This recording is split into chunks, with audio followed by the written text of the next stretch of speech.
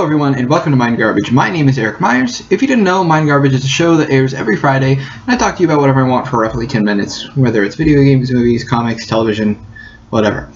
Today, actually, there was a hashtag going around a little while ago called 7 Favorite Games, and I didn't really partake in it, and I saw it, and I decided, instead of, having just a quick set of words or whatever, I want to make a video out of it, because slow news week, right? So, I'm going to go through the list of my 7 favorite games. Here, right here, on my phone. Oh my god, on the camera, right here, the confidence monitor, which is really just the laptop screen, that looked like the light of God that just shone right into your face, which I'm sorry about. Also, quick little note, there are no 8, 16, or 64-bit games from this era. The reason being is that video games are a huge part of my life, but they really didn't get huge, like absolutely massive, until about the Xbox generation, Xbox PS2 generation onward. So keep that in mind. Don't criticize me. This is my list. I didn't go onto your list. I didn't crap on your list. Leave my list alone. Unless you want to say nice things about it, in which case you are more than welcome to.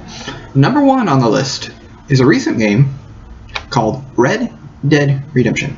The reason why this one got on my list is because I remember when this game was coming out, and I was very, I want to say, I was interested in it, but I wasn't at all really excited for it.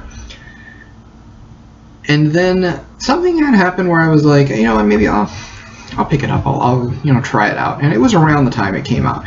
And I will never forget playing that game for the first time, and just the sense of, it wasn't wonder, but it was unlike anything that I really had experienced. I had played Grand Theft Autos and other Rockstar games before, specifically Bully was a huge game that I loved and, really enjoyed. But I hadn't played anything like this, where it was a Western, which is not something like a genre that I particularly care for, at least at the time. Now I'm a lot more open to it because of Red Dead.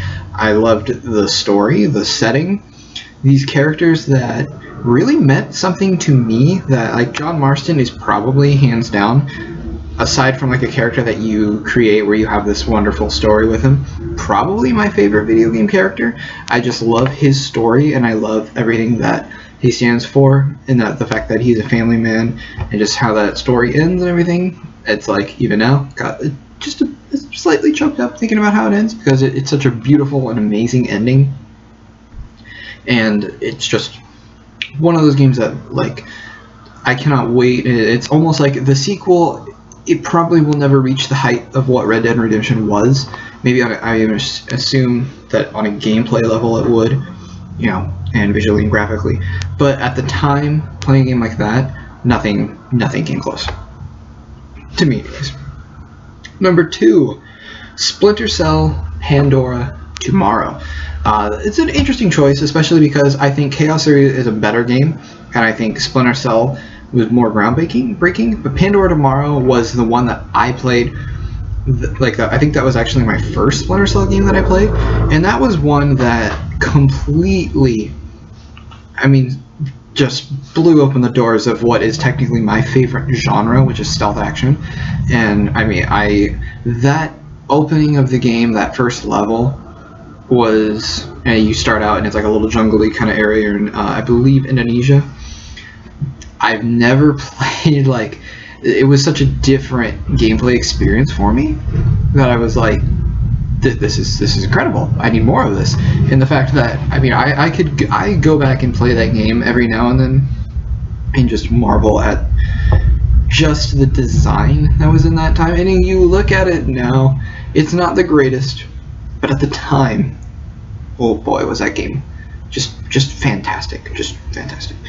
Number 3 is Mass Effect 2.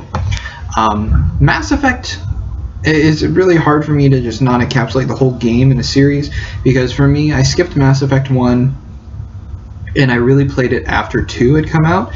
And so what was interesting is that right around the time when I actually sat down to play all of them, by the time I finished them all up, they were all out. So it was all just kind of like one big series to me, or one big game for me. But Mass Effect 2 specifically is one that I think spoke to me personally. I really enjoyed the characters in that game. And one of the things that I really enjoyed was just, you know, you're building, it's like a suicide mission. You know, that's the whole point of the game, pretty much. But the way that you're building relationships with these characters so that when they say, like, yes, I'm in it with you, it feels really earned. It's like, okay, I built a rapport with this person. I know them. I know why they are. You know, when you hit the facility with where Jack lived or grew up in, Jacob's mission with his father, which is, like, just crazy. And then what you do with I believe it's Grunt. Yeah, Grunt, when you go to the homeworld Krogan planet. Sorry, couldn't speak. Just all of those missions, Garrus's mission, all of them, they're all so fantastically well done and beautifully well written and told. And then just from a gameplay perspective, it just plays really good. Mass Effect 1 played well, but this one just plays better in every way, I think. It's a little bit less of an RPG, which is something I didn't like, but I just liked the game so much that it's like, alright, you made a spot on my list, because I think it's a phenomenal game. Number 5, Star Wars Knights of the Old Republic. Knights of the Old Republic is my first outing with BioWare ever, and it might be one of the most impactful games to have ever come out for me. In fact, you know, when I'm rating all these different games and saying, oh, this is such a created genre for me, I love role-playing games, and if it wasn't for Knights of the Old Republic giving me into something with a property that I love, I probably would have never played them, which sounds crazy.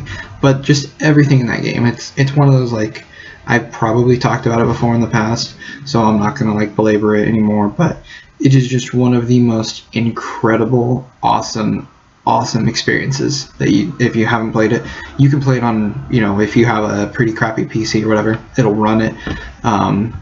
You can play it on your iPad, probably you have an iPhone, even maybe, like, just go and play it. It's so good.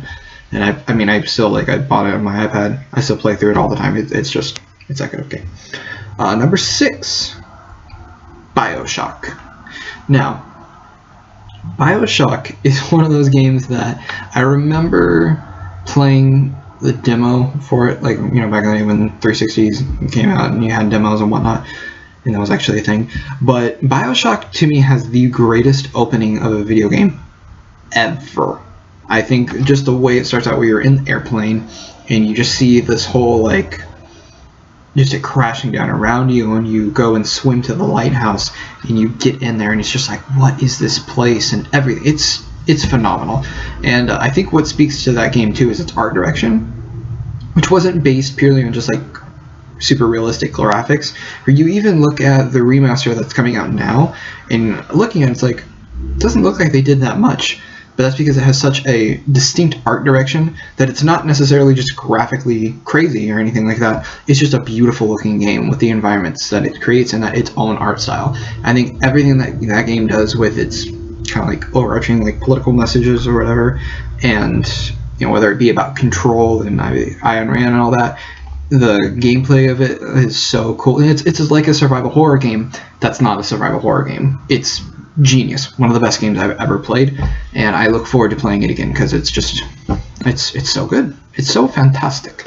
And finally, number 7, which is a new addition and is something that I literally only played last year, but it has gotten to the point now where I'm like, I'm adding this to my list. Mario Kart Double Dash. Now, I am not a Nintendo fanboy at all, not even a little bit. I never really owned Nintendo consoles growing up. My friends owned them.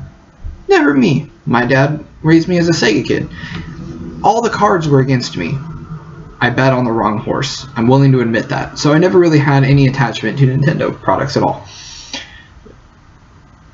But one of the things that I love about Mario Kart, and specifically with Double Dash, is just that friendly competitive vibe that is just fun. That's just a fun, itchy nose. Fun, just ridiculously amazing kart racer. And I have you can't see it, but we have a GameCube hooked up. And the reason why it's on my list, and not to sound really dumb and like a hopeless romantic, my wife and I play it all the time. And it's one of those games that it's just so much fun for us to play, where, you know, we're sitting around there a little bit bored and she looks over and she's like, hey babe, I'm like, yeah, yeah. She's like, you wanna go? I'm like, yeah, I do. And I turn on the GameCube and we play Mario Kart Double Dash. And so the reason why I love that game is because I don't necessarily like playing co-op games anymore. I always like the idea, but it's just not something I'm really into. But Mario Kart is specifically just for that. That game is just now burned in my brain, and it means so much to me because it represents my relationship with my wife, and it is something that is just very fun to play. And I just love the way that it mechanically how it handles. I'm not like a big racing fan, but I love that game. I'm always down to play Double Dash. I may not be the best, but I'm getting there. Toad for life, bro. Anyway, thank you very much for watching. This looks like a little bit longer. Who knows? If you want, you can follow me on Twitter at EricMyers93. Link down below. Like, subscribe, share, all that good stuff. And I will see you guys next week.